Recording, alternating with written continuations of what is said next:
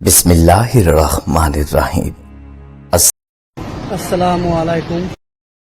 Hospital में एक बच्चा पैदा होता है जिसे देखकर लोग भागने लगते हैं। सारी नर्सें भी चिल्लाते हुए वार्ड से बाहर भाग जाती हैं। उस बच्चे को छूने का साहस किसी में भी नहीं होता है। बच्चे का शरीर 2 भागों में बटा होता है, एक भाग लड़की का और एक भाग लड़के का। नर्सों के भाग जाने के बाद दोनों भाग आपस में जुड़ जाते हैं और जुड़ते ही बच्चा बहुत जोर जोर से रोने लगता है, जिसकी आवाज सुनकर लोग डर जाते हैं। लेकिन उसकी माँ उसकी आवाज सुनकर जग जाती है और उस बच्चे को दूध पिलाने लगती है। माँ का दूध पीते ही बच्चा चुप हो जाता है। उसकी माँ उस बच्चे को गोद में लेकर बाहर निकलती है और लोग उस बच्चे को देखकर डरने लगते हैं। और जब वो अपने घर जाती है तो पूरा परिवार उसे देखकर डर जाता है।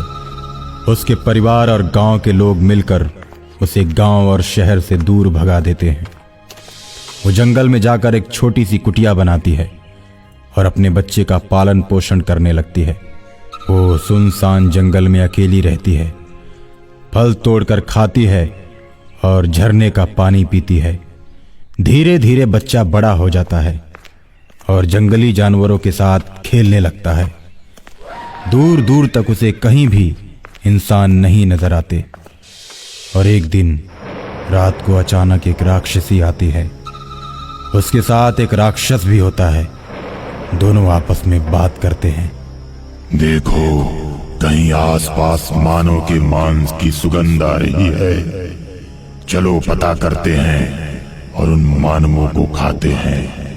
इस तरह पता लगाते लगाते उन्हें एक झोपड़ी दिख जाती है और झोपड़ी के पास जाकर दोनों डरावनी हंसी हंसते हैं।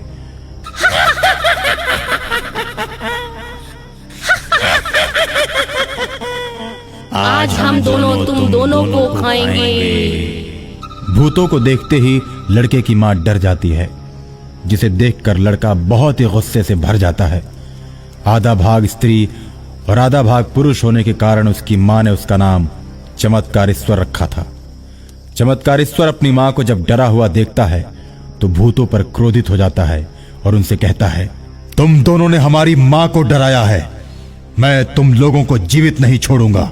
इतना कहकर जंगली चमत्कारेश्वर प्रेत और प्रेतनी के साथ लड़ने लगता है। उसकी मां फटी आंखों से देखने लगती है।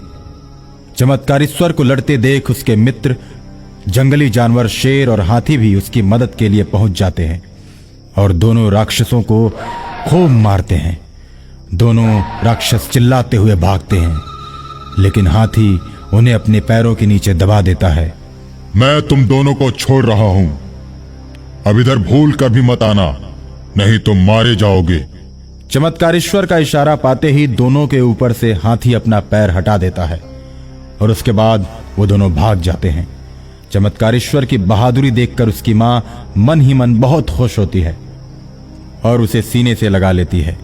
चमत्कारेश्वर अपने परिवार के बारे में मां से पूछता है तो मां बीते दिनों की सारी घटनाएं उसे बताती है, जिसे सुनकर चमत्कारेश्वर बहुत दुखी होता है और एक दिन अपनी मां से कहता है, मां, मुझे भी अपना गांव दिखाओ।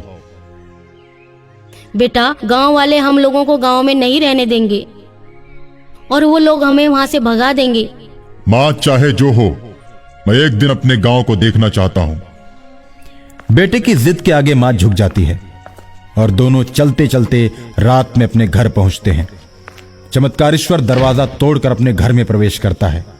सुबह होते ही घर वालों के पैर छूने लगता है तो उसके घर वाले डर जाते हैं। मारो, भगाओ भगाओ, इन लोगों को मारो की आवाज गूंजने लगती है। गांव वाले भी इकट्ठा हो जाते हैं और सभी अपने हाथों में लाठी लेकर दोनों को मारने के लिए चारों ओर से घेर लेते हैं।